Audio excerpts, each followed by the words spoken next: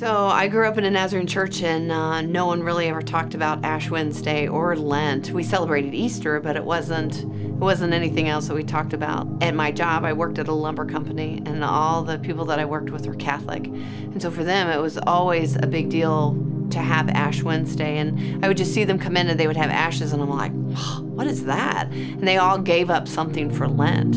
And one of the guys that was there that would always give up something for Lent, he would say, whatever you're giving up is something you should be able to live without.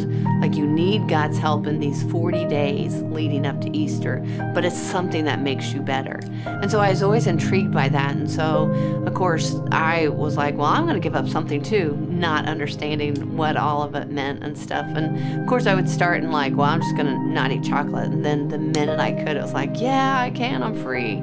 And so as I got older and as I went into ministry, as I studied theology, I began to understand what Lent was and these 40 days that prepare us for Easter. And so Ash Wednesday is actually the beginning of that season to get us into there. And Ash Wednesday is this remembrance of ashes. From ashes we were created, until ashes we will return. And it's this beginning of the season to remind us of our sin and our humanity and our frailty, so that then for Easter we can celebrate the resurrection, and we have this incredible thing to say, oh my gosh, you do give us life.